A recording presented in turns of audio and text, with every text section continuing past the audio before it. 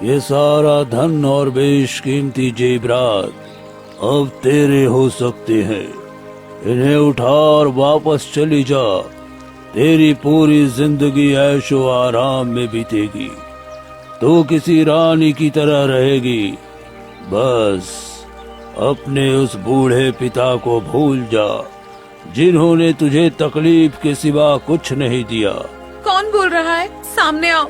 मुझे ये धन दौलत नहीं चाहिए। मुझे मेरे पिताजी चाहिए, जो पिछले 2 दिनों से लापता है। मैं उन्हें ढूंढने के लिए हर खतरा मोल ले सकती हूँ। मैं उन्हें नहीं छोड़ सकती। जो मुझे इस दुनिया में लाए और मुझे इतना बड़ा किया, उनके सामने ये सोने चांदी हार हीरे मेरे लिए मिट्टी के मोल बराबर है। सोच ले चंदा, अगर तू अपने पिता को चुना तो तुझे उम्र भर इसी गरीबी में जलना होगा और ये खजाना हमेशा के लिए गायब हो जाएगा।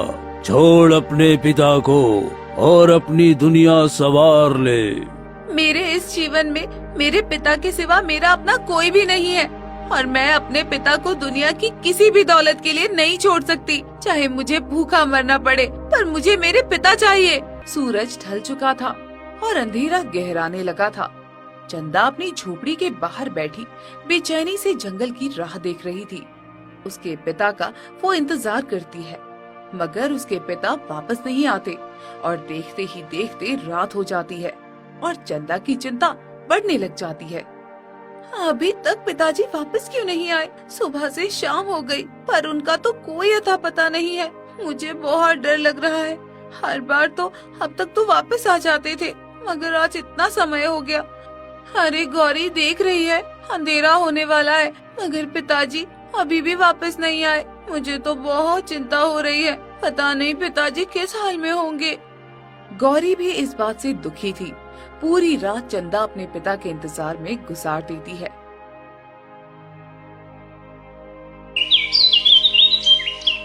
अगली सुबह होते ही चंदा पूरे जंगल में हरिया की तलाश करती है, मगर वो कहीं भी दिखाई नहीं देता।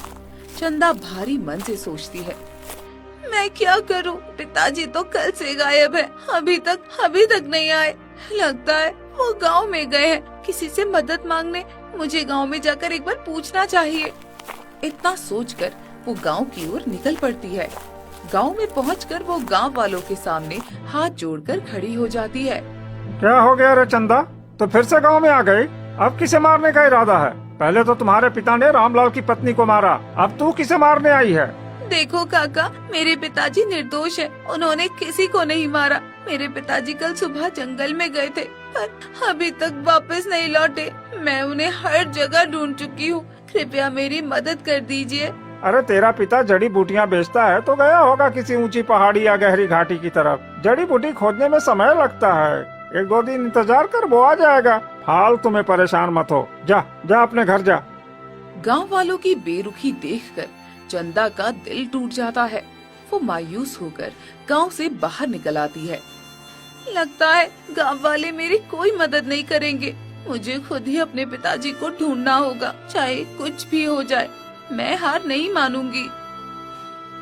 वहीं दूर खड़ा कालिया ये सब देख रहा होता है और मन ही मन कुटिलता से हंसने लगता है।